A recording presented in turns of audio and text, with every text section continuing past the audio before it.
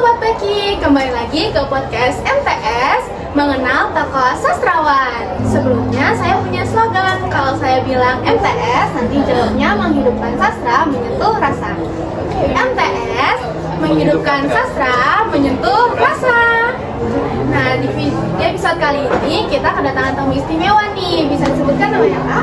Teman-teman semua, perkenalkan nama saya Muhammad Rehan, dan pada kesempatan kali ini saya akan membahas tentang tokoh sastrawan pada angkatan 66. 66 itu setahu saya masih zaman Orde Baru ya?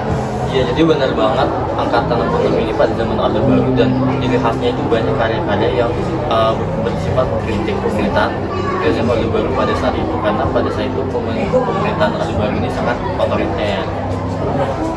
Aku masih awam banget nih dengan angkatan 66. Kira-kira kalian bisa sebutkan siapa saja tokoh-tokohnya? Tokohnya itu banyak ya, dan saya akan menyebutkan 5, yaitu ada Taufik Ismail, W.S. Rendra, terus Putu Wijaya, terus Arif Budiman, dan juga Gunawan Muhammad.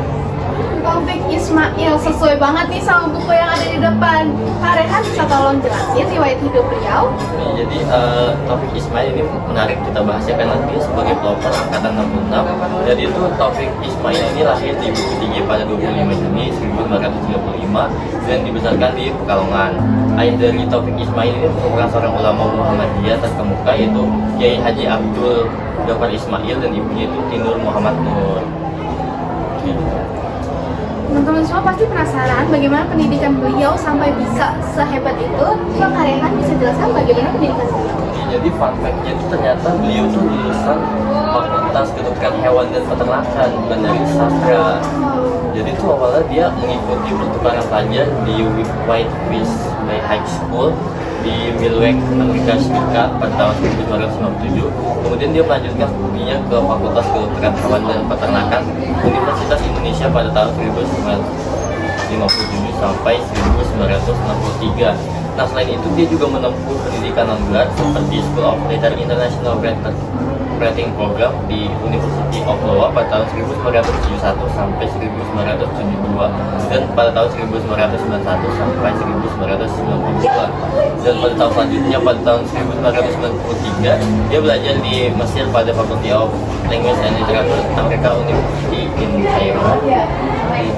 Berarti beliau super tinjur ya? Iya, benar banget.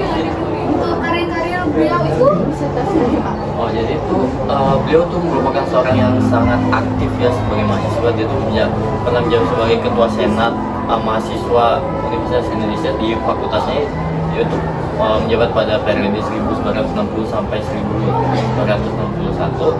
Kemudian dia menjadi ketua Dewan Mahasiswa pada tahun 1961 sampai 1963. Kemudian juga dia sempat jadi asisten dosen mata kuliah manajemen peternakan pada tahun 1961 sampai 64, dan sayangnya dia dipecat karena dia tuh menandatangani manifest kebudayaan yang membanggakannya dia untuk lanjut studi manajemen peternakan di Florida.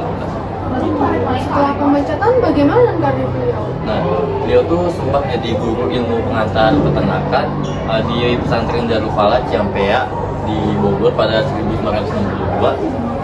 Nah, terus pada 1963 sampai 65 dia menjadi guru bahasa Inggris di SMA Radina Padas dan juga SKP Pamungkas Bogor. Nah, terus dia tuh bersama temannya yaitu Muhtar Lubis, PK Oyong Zaini, dan Arif Budiman, ia mendirikan majalah Horizon pada tahun 1966. Dan sampai saat ini tuh Taufik Ismail masih mengelola majalah tersebut dan sudah berkembang ke sekolah-sekolah, dan dia majalah Horizon ini ada program namanya SBSB atau Siswa Bertanya dan Sastrawan Bicara di berbagai kota besar di Indonesia. Nah, selanjutnya itu pada tahun 1968 Taufik Ismail ini sebagai salah satu pendiri Dewan Kesenian Jakarta, dan dia tuh sempat menjabat sebagai direktur Taman Ismail Marzuki dan juga rektor LPKJ, yaitu Lembaga Pendidikan Kesenian Jakarta. Nah, setelah jadi rektor, dia tuh bekerja di Unilever sebagai manajemen hubungan luar itu pada dia tuh pensiun sampai tahun 1990. Wah, sangat mengesankan beliau ya teman-teman. dengan pendidikan yang panjang dan karir yang sangat mengesankan, karya-karya beliau tuh ada apa aja Kak? Nah, di sini ada banyak ya karya beliau, dan yang paling menarik tuh menurut saya Tirani dan Benteng, yaitu karya yang pertama dibuat oleh dia. Dan pada saat itu dia terkenal dengan visi-visi demonstrasi. Dia tuh mengkritik pemerintah pada saat itu. Dan selain Tirani dan Benteng juga banyak beberapa karya yang terkenal ya, seperti Puisi-puisi Sepi pada tahun 1971, kemudian Kota Pelabuhan Ladang Angin dan Langit pada 1971, terus kemudian Buku Tamu Museum Perjuangan pada 1972, kemudian Sajak Ladang Jagung pada 1973, dan Malu Aku Jadi Orang Indonesia pada tahun 1998. Banyak ternyata ya karya-karya beliau. Untuk penghargaannya nih Kak, beliau tuh pasti banyak banget nih penghargaannya. Ya, jadi beliau tuh banyak sekali mendapat penghargaan dari dalam negeri maupun luar negeri. Salah satu penghargaannya itu beliau tuh mendapat anugerah seni dari pemerintahan Republik Indonesia pada tahun 1970. Nah, selain itu dia juga mendapat penghargaan Cultural Vision Award dari pemerintahan Australia pada tahun 1977. Dan juga dia tuh mendapat penghargaan Southeast Asia Red Award dari kerajaan Thailand, yaitu pada tahun 1994.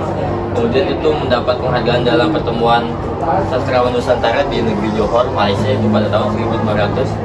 Dan puncak penghargaannya yaitu Dr. Honoris Causa yang didapatkan dari Universitas Negeri Yogyakarta pada tahun 2003. Wah, ternyata sangat mengesankan ya karir beliau, penghargaannya semua itu keren banget Kak.